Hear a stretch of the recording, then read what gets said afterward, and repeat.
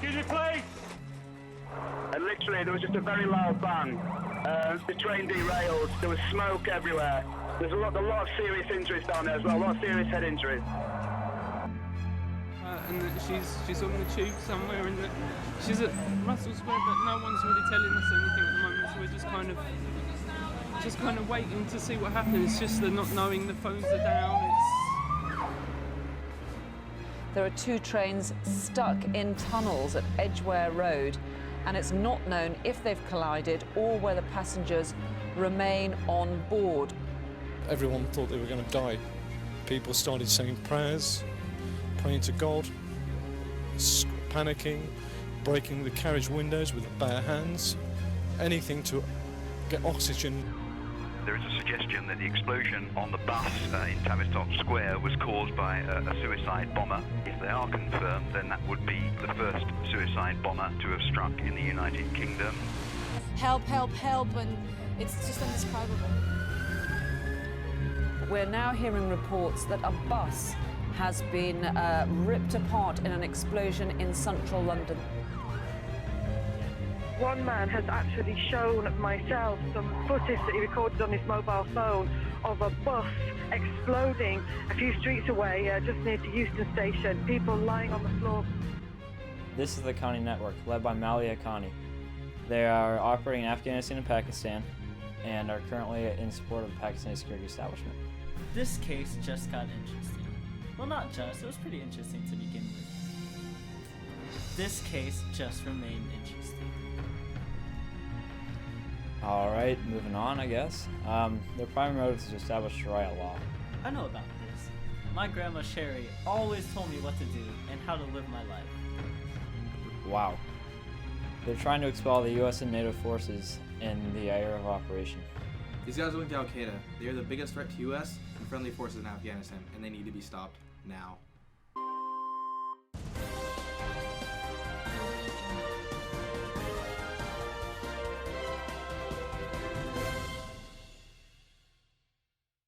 So that initial encounter was incredibly highly charged with adrenaline, and they tell you to go and meet some village, then you'd be blindfolded, put in the trunk of a car.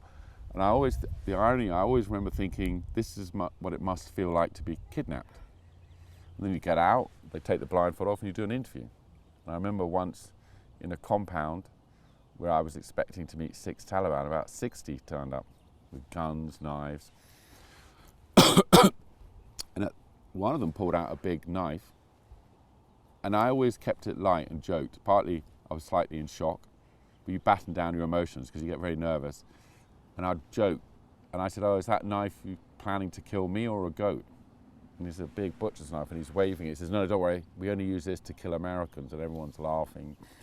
And then you sit down and do an interview, and that commander actually took pity on me. He said, "Look, you know, you don't want to do this too often because we took a vote on whether to kill you, kidnap you, or let you do the interview before you came down. But you'll never know which way the vote went until it's too late." So, and you know, I didn't heed that warning. Alright, I just landed in Afghanistan. I'm getting here. It's a little warm for my taste, but hopefully I get to see the Sharia law people.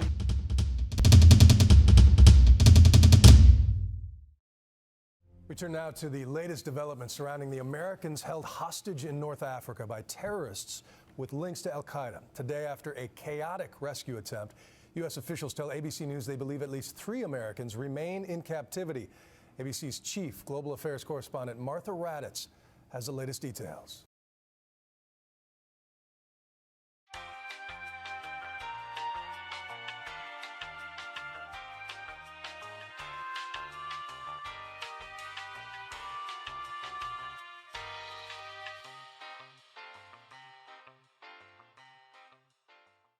There were, I think, about 100 people that were involved in the facility there.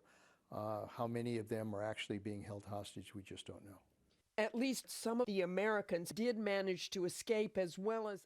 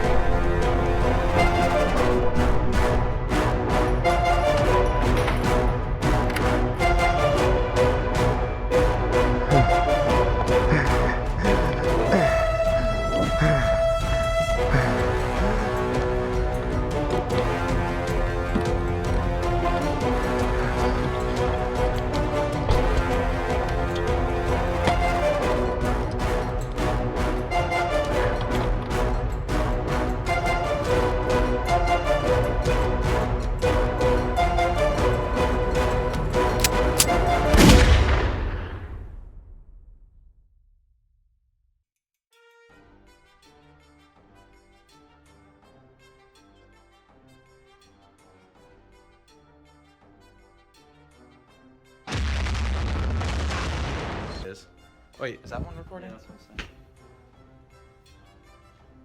Now it is. Greetings from Afghanistan. We just landed here. It's a bit warm, and hopefully we can see everything that's going on with the series. Oh my god. Now it is. Greetings from Afghanistan. We just landed here. It's a bit warm, and hopefully we can see everything that's going on with the series. Oh, I hit the.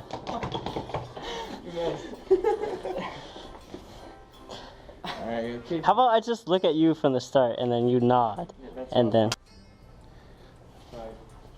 Not really saying anything. Acting like slide. No, wait, I screwed that up. I went back. It doesn't matter, we're not getting. Oh, that one. Yeah. Hey, how many people walked in saying stuff? Doesn't really matter.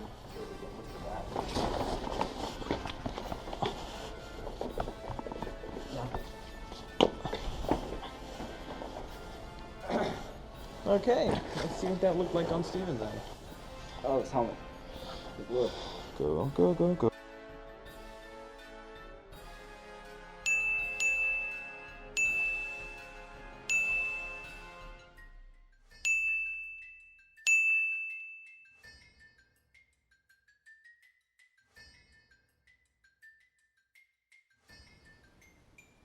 I mean, wow.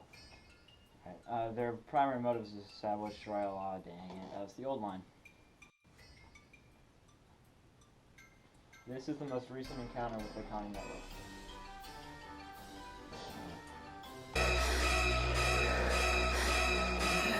My grandma Cheryl always told me what to. Oh god. Yeah, these guys. Haqqani, it's not in Afghanistan. So hopefully we get to get an interview some British people that don't stutter like an idiot.